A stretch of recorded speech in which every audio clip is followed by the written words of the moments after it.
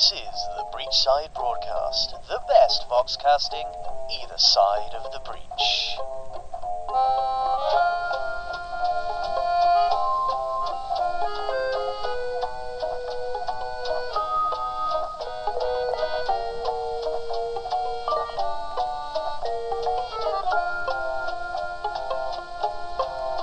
It is that time again, as mandated by the Governor's Office of Entertainment.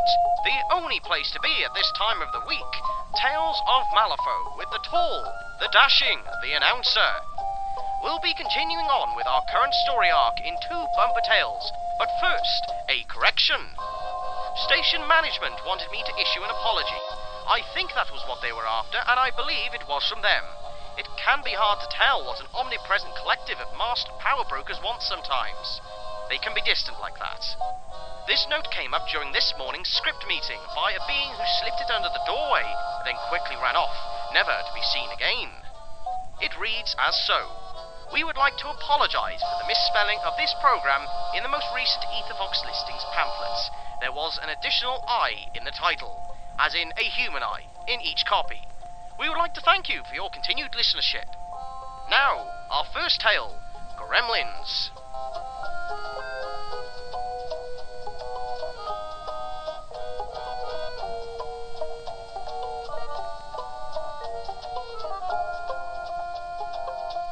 Gremlins. The remains of the Gremlin shanty burned brightly and lit up the night. Hidden in the shadow of a large mossy tree, the Ortegas made camp. As always, Perdita led the crew. Her singular talents with the revolver and quick thinking made her an exemplary leader. How these gremlins continue to survive is a mystery to me, Santiago commented as the group huddled around a stump. Yeah, this hunt would be easy if they keep setting their own homes on fire. Nino was eager to add to the conversation and laughed meekly, pointing at the small shanty that finally collapsed, consumed by the blaze. By the light of the building's dwindling flames, the group studied a map rolled out upon the stump. It showed a path through the swamp used by miners, as well as the locations where gremlin raids had taken place. Gremlins had recently shown an alarming and growing interest in soul stones. With no ability to mine the stones themselves, they took to raiding caravan routes near the swamp. Perdita pointed to a spot on the map. We're roughly here, she said. Gremlins might not seem important enough for us to hunt, but things have changed. When the Governor-General closed the northern caravan routes, we got reports of gremlin raiding parties that overtook them. Santiago spat the thick brown of his chewing tobacco. No, he said. Must be those tiny Nephilim before they start growing. They're little baby ones. Gremlins is dumber than a sack of mierda. Something's changed. There's a clan leader that's been organizing them, arming them. We got plenty of reports of small raids, including this big boss, even before the Kaitera incident. But now, we gotta do something about it. See for ourselves. Francisco nodded. The raid on the last caravan. Anything taken besides food and guns? See, that's the trouble. They left a lot of supplies, but took all the soul stones. There've actually been a few raids on Hollow Marsh, too. Nino, sitting with his Tio and the other fledgling recruits they brought along, and slightly apart from his cousins, suddenly piped in. Soulstone? What's a gremlin need stones for? That's what we're here to find out. The clan leader will be in the middle of the biggest group of gremlins. We gotta find them and break them up, some at the least. No problemo, Nino said. What'd you say, Santiago? 5 gil screep, I can big the big heavy gremlin before you. Don't underestimate these creatures, hermano. Things can turn ugly real quick, Francisco warned with an exhaled breath of tobacco smoke. Muy feo, he said in emphasis. Just then a quiet snort in the darkness startled them as a small boar nudged Nino's leg with its tusk. Before Nino even realized what was happening, Perdita had drawn her revolver and shot the pig dead, with little more than a casual glance at the beast as she put it down in less time than it took Nino to recognize what it was. Up, she shouted, and then the whole bog filled with a sudden cacophony of whoops and gunfire. However, before the others could draw their arms, a giant boar, nearly the size of a full-grown bull, barreled into the camp. Its huge tusks gored into the midsection of one of the rookies and tossed him off into the darkness. Clutching desperately to the boar, a tiny, cackling gremlin held tightly to the thin row of bristles down the beast's back. In his other hand he wielded his shotgun like a club, gripping the barrel to deliver a powerful blow to Papa Loco's head. As the heavy wooden stock of the weapon connected with the old man's skull, the weapon discharged into the gremlin's own face, blowing its head clean off its shoulders. The muzzle flash illuminated the gory event, inspiring the hysterical laughter of his fellows in the darkness. At the sound of the gun blast upon its back, the boar bucked, launching the remains of its corpse at Francisco, who stepped aside from the projectile. More gunshots sounded, and wherever there was a muzzle flash, the Ortegas answered with a round of their own. Niño's rifle had toppled into the muck at the first moment of bedlam, but Santiago had tossed him one of his pistols to keep the boy armed. Slowly the group fell back from the ambush and into the light of the burning shanty. The towering fire penetrated the darkness into where the gremlins hid in the shadows, fire reflecting off their big eyes. More and more of their dark silhouettes could be seen just beyond the burning glow. One of the gremlins hefted an oversized bottle of alcohol and sucked on its mouth. A round from Francisco shattered the bottle and set the alcohol alight. In a flash, the gremlin's body was consumed in fire, and he ran around madly before he tumbled into another gremlin, both falling into the bog. "Where's Papa?" Perdita shouted over the continuing rain of gunfire. At her side, Santiago fired his pistol with his left hand after catching a bullet in the shoulder. "With his luck, that crazy bastard will be the only one of us to walk out of this gunfight alive," Santiago called out, and then guffawed loudly, clearly enjoying himself. Not for the first time, Perdita wondered if he were crazier than their papa. "We need to rout them! We're penned in here!" she called out. In an attempt to prove himself, Niño dove back into the darkness. The light was quickly shaded by the thick flora of the marsh, and Niño searched blindly through the water for the body of his unconscious uncle. The sounds of gunfire were slightly muffled by the swamp growth as he felt the distance grow between him and his family. In the darkness he saw a glint of light. He squinted, trying to identify it. The distinctive sound of a shotgun being chambered quickly announced the presence of an armed gremlin in front of him. It lifted its weapon, but before it could fire, Niño dove beneath the surface. Muffled by the water, Niño still heard the gun blast above him as it sent a shockwave through the water and rattled his bones. Lashing out, he grabbed the gremlin's legs and jerked them from underneath the beast. The two combatants waged their own private battle as the rest of the Ortegas continued to trade fire with the entrenched ambushers. They wrestled in the water until Niño finally came out on top. With a gasp for air, he leveled Santiago's revolver against the back of the gremlin's head and pulled the trigger. The environment in Malifaux is notoriously harsh on firearms. The heavy Peacebringer revolver is prized for its reliability and its resistance against the humid alkaline environment of this world. However, when Niño pulled the trigger of his weapon, a wet, defeated sound squished from the barrel. The gremlin turned its head, smiling a wide, toothy grin, and leapt onto the boy, plunging him beneath the water's surface. The gremlin stood above Niño, his hands around the hunter's throat, holding him struggling beneath the water. Niño kicked his legs and thrashed his arms, beating his fists against the water desperately.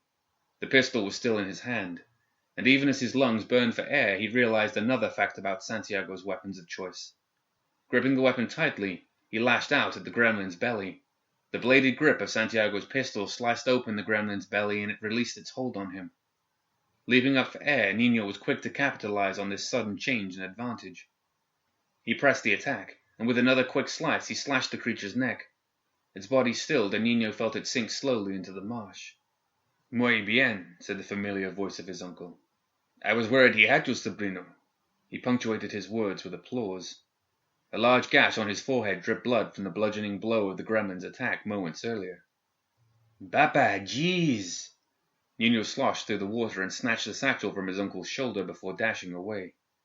As fast as he could, he struggled through the swamp and back to the others.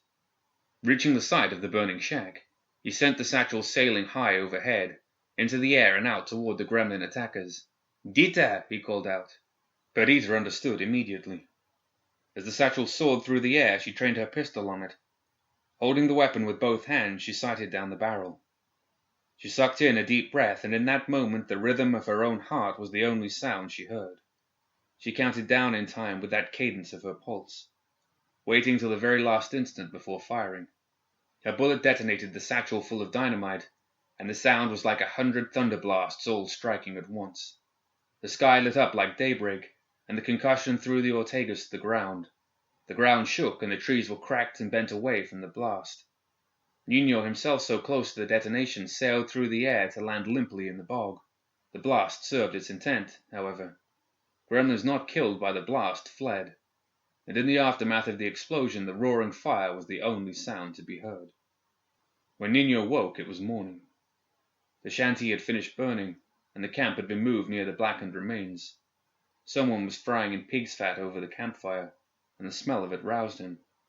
Santiago was the first to notice the boy stirring and grinned widely at the sight. He clasped the boy tightly on the shoulder. "Looks like the boy'll live," he said to the others. "Get him a wedge of ham from the big one on the spit."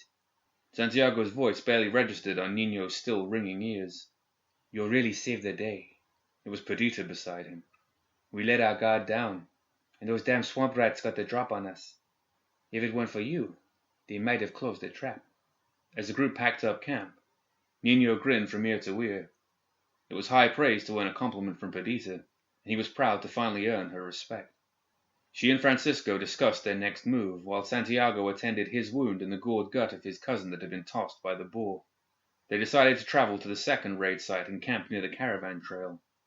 They'd send the others back to Malifaux with passing miners so that the kid could get bandaged up proper. Santiago refused to join them despite his own injuries. Addressing the map again, Perdita spoke. "This spot is near the area Crid wanted us to investigate," she said, pointing to the map. "We'll head there. If we encounter any gremlin shanties, we'll deal with them on the way."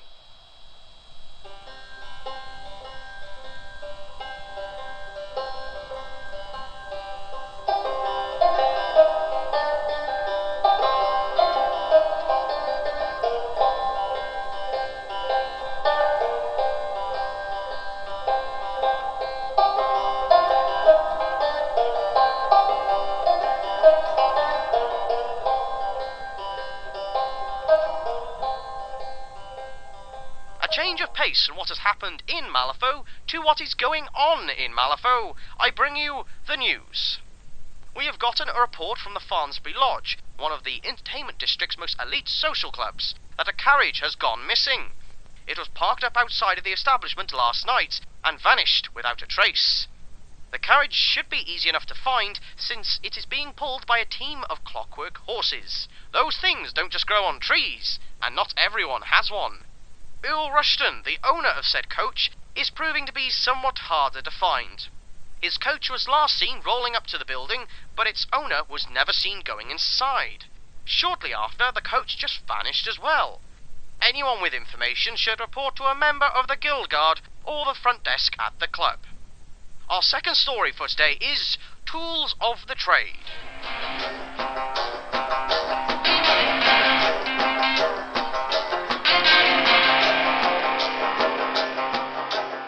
Tools of the Trade.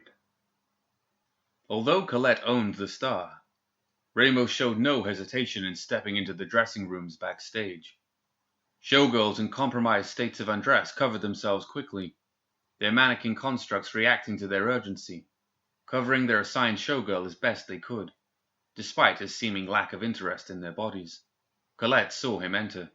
Although they were all still recovering from their recent attack in the sewers, she had to smile when Cassandra stood and approached him directly. She wore her stockings, but little else save a sweet smile. Cassandra pushed the man more each time he visited them backstage, presenting more of her bare flesh each time. "He's still a man, Colette," she'd say. Ramos was the primary shadow investor of the Star, and his involvement in its renovations was concealed in order to mask his association with the theatre. The precautions he took with his finances didn't seem to carry over into actual practice. "Unless you're part of his plan, Cassandra," Colette explained, "you might as well not exist." "I hate to be immodest, Colette, but I'm not used to being ignored. If he thinks he can just come and go in our private rooms, I'll at least get him to acknowledge me." "You'll see," she said. "Next time." True to her word, the next time had come, and she walked towards him bare-chested, a smile on her face. Other showgirls snickered into their palms, and Colette once more had reason to be thankful for her presence. All of them needed her bawdy bravado to help get over the shock and fear they'd recently experienced. "Professor," Cassandra said, approaching him with arms outstretched, implying that the two would embrace. "If I had known you were coming, I'd have worn something more formal." Her head lilted to the side, mocking a simplicity of mind the others knew was far from reality, and she fluttered her eyes at him seductively. As Colette had predicted, though, He looked resolutely beyond one of Malifaux's most sought celebrities and brushed briskly past her, only fleetingly irritated that he needed to shift his path. Cassandra shrugged towards Colette, clearly shocked, though still smiling. Colette shook her head as an automated mannequin attended her, the internal clockwork gears spinning and humming, as its linen-wrapped limbs draped a silk robe across the shoulders of the master magician. Like the secret vault beneath the star, very few individuals ever had an opportunity to visit this place. The treasures kept here were of a much different nature than those below. It was a room filled with gossamer curtains and silken, lacy articles of clothing strewn throughout. It smelled heavily of exotic perfumes, and possessed a slightly cloudy atmosphere from the powder applied liberally to the girls' faces. An impressive array of props was stacked haphazardly: trick mirrors, boxes with false bottoms, and blunted stage swords. Colette's mannequin worked diligently at assisting its mistress dress and apply her makeup. Once Ramos stepped within 5 feet of her, though, the mannequin spun to face the intruder it sensed. All mannequins were designed to discreetly function as bodyguards for the performer to which they were assigned. The graceful construct serving Colette and Cassandra was something a bit more threatening. Colette's mannequin spun blindingly quick, and a high-pitched spinning of gears within its arms and chest caused twin scythes to release from hidden chambers within their forearms. The long blades snapped forward with a clack, and the creature held them above its head like a strange and lethal praying mantis. It whirled into a crouch, looking very much like the graceful dancer it was constructed to imitate. It lifted its arm blades to strike. Colette didn't bother to rein it in, as she knew Ramos could handle it easily. Indeed, he stared it in its blank linen face, and motioned dismissively with his 2 forefingers as if batting a gnat. The Coryphée mannequin hung its head obediently, and the arm blades closed back into the hidden chambers in its forearms. Obeying Ramos, it returned to attend Colette, following his silent command without hesitation. Colette's mechanized mannequin whirred and hummed as it returned to help her apply her makeup and fix her hair. Ramos stood behind her, his hands patiently clasped behind his back, making her uncomfortable.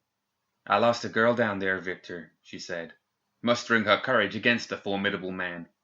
"They know it's dangerous work, but none of them expected to die like Margaret did. It's shaken them up." "It's no matter, Colette," he answered dismissively. "The Governor-General has called for quarantine. Security's increased to a paranoid state at the breach.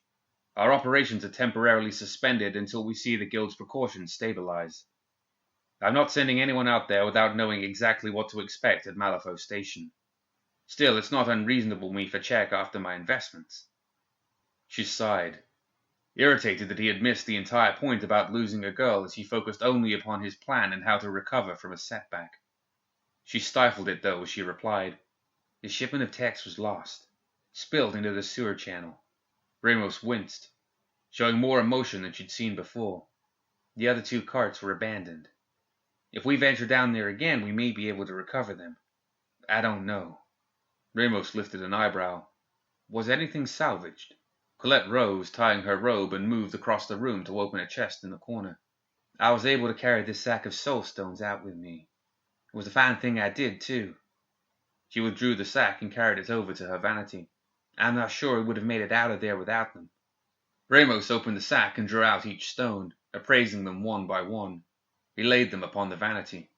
Each glowed with the primal energy of magic. The other girls in the dressing room paused to gaze at the precious objects. It was clear that these stones were of a superior grade. Even those few that had laid eyes on sorcerer-grade soulstones had never seen stones of such brilliant clarity or significant size. These were the treasures of this world that the lords of Malifaux struggled so desperately to possess. One stone lacked the beauty of the others. Its glow was like a candle's flame shining through a whiskey bottle. It did not possess the sharp, faceted edges of its fellows or their crystal clarity. "What is it?" asked Colette curiously. Ramos lifted his hand and gestured for the room to be cleared. Several of the girls frowned at the gesture, but none of them argued as they all quietly feared him. They filed out of the room without a sound, leaving Ramos and Colette alone. Though they knew Ramos intended their conversation to be private, the girls huddled around the door, pressing their ears against it in an effort to eavesdrop. Behind them, though, were the sound of heavy footsteps, and a gruff man clearing his throat. His dark complexion and mohawk marked him as a native of the West, a tribe from the northwest coastal region. While many of these western natives were considered savages, their wilderness skills have allowed a number to enter the breach and be employed as scouts. This man seemed to have bucked that stereotype, and when he adjusted his dark glasses, he asked in a suggestive tone, "Don't you ladies have something better to do?" The girls stormed off to busy themselves with tasks backstage. "You can forget about that special dance tonight, Joss." Joss didn't seem too concerned, and didn't seem to have any issues with eavesdropping on Ramos and Colette himself, as he took a stand against the dressing room door. They talked as tough as they could, but they all had a fear of the bulky tribesman. Cassandra, though, lingered behind as the others busied themselves with the other backstage endeavors and took position next to Joss against the door. He opened his mouth to chastise her. To usher her away, too, but the sharp arch of her eyebrow and the ominous sidelong glance warned him that he would be wise to let it be. He reluctantly submitted, understanding that this woman was something a bit different than the typical showgirl. He stood silent beside her, grinning rather foolishly. Like so many men, he decided he was in love with her, though he could not tell if it was more because of her beauty or her dangerous demeanor. Finally, he decided it was because she smelled like heaven. "This is a particularly valuable gem," Ramos said within the dressing room. "It was developed at Hollow Marsh as part of an endeavor known as Project Leviathan." "The Leviathan? It's real?" "I'd heard the rumors, of course, but I didn't believe them," Colette asked incredulously. "It is real indeed." "If you possess such a weapon, why do you not use it to destroy the guild outright?" He sighed. "Let this stone be your answer." Ramos lifted the gem in front of an electric lamp. The light glowed warm amber and made a silhouette of the spider trapped deep inside. When she looked at the stone while in the sewer, however, she didn't notice that the spider seemed to be perched upon a tiny web. She inspected the stone more critically, her eyes peering into its heart. What appeared to be a web was actually a cluster of tiny fractures. Colette asked, "It's cracked?" in a whisper. "That's right. The process that produced this stone is very expensive and very experimental. Even after all the years we've known Soulstone, we still do not understand the method of its form and function. This stone was an attempt to emulate a power we cannot detect, cannot perceive. Though the result was powerful, it ultimately proved insufficient to animate the Leviathan for any extended period of time. Without a stone of sufficient quality, the Leviathan is nothing more than a slumbering titan. This stone no longer possesses the motive force necessary to operate that machine. I had arranged to sell the stone to an interested party who did not know its origin, but with the guild quarantine as well as the other lost valuables, that deal is off." "I understand. That was the client I was intended to meet with." "Yes," he said. "You're a clever woman, Miss Dubois, and your contribution to the movement has not gone unnoticed," he said in reference to the growing Arcanist resistance. "I understand the loss you suffered to your staff, but I have a feeling that times will be difficult for us for the foreseeable future.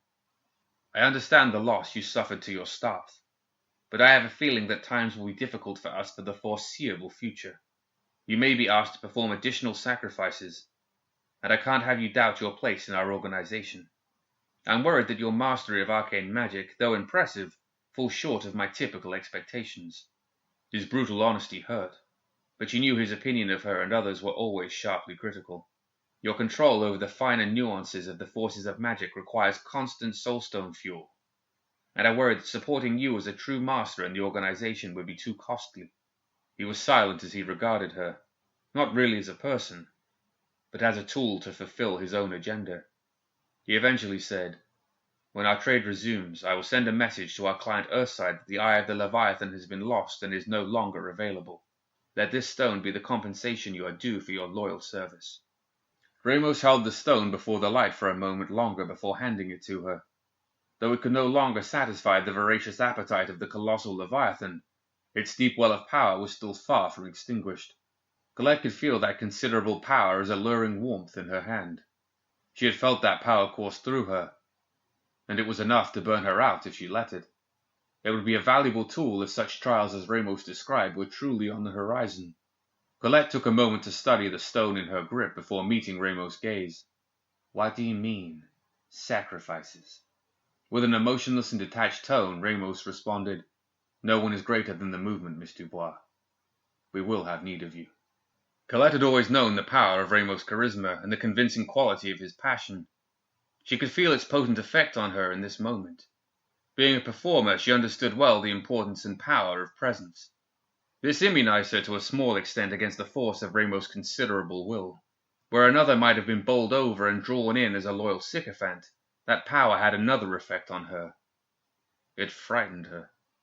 She could see in his eyes that he knew the power he held over her too. The tension broke suddenly when Joss entered the room. Cassandra behind him with arms folded, looking cross. "Boss, the theater's starting to get crowded. The girls are going to need to go on soon." "Yes, of course." "Show them back in, Joss," Ramos said, dismissing his associate. In a lowered voice, one meant only for Colette, he said, "There is a reason I chose you for this, Miss Dubois. You will not be mastered. You will not be led. I will need strong allies such as you in the months ahead." Before Colette could respond, her girls filed back into the room and hurried about, rushing to complete their preparations for the show, their mannequins moving as quickly as they could to keep pace. Ramos made his way to the door and turned to remark with one last comment. "Break a leg tonight, Miss Dubois. I've been looking forward to your act." He paused at the door and said over his shoulder, "And when the show is over, I expect you to recover my shipment left in the sewers." He left without another word, as the girls looked hopelessly from one to another. Colette Dubois performed as she did every night, and none in that audience were any wiser to the clandestine activity she perpetrated in the late hours after the show ended. Her dealings with captains of industry, mercenaries, and petty crooks were far beyond the wildest imaginings of the simple miners that watched her now. They had no concept of the true nature of the union they supported so fervently. Their only value was in the labor they performed, and the violence they could be inspired to perform. As she demonstrated her talents for stage magic, she looked out across the crowd and saw Ramos lift his drink toward her. As isolated in the back as he could be with such a crowd of men clustering about, even after the dramatic nature of their conversation and the grim subjects they discussed, she couldn't help but smile. As she considered the clueless masses that filed into this theater for drink and show, she realized that she wasn't so different from that man after all.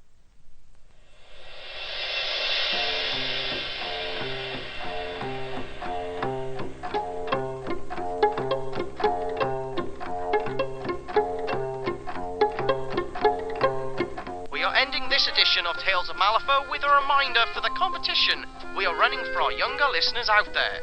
Do not forget, we want images of whatever has haunted you in your dreams recently, and it can be in any medium. Story, poem, abstract thoughts, whatever you like. The winner will win a very special tour of the Tales of Malifaux studio. If you decide to enter a drawing, then do make sure any pencils are sharpened by or with the help of a responsible adult, because bad things happen.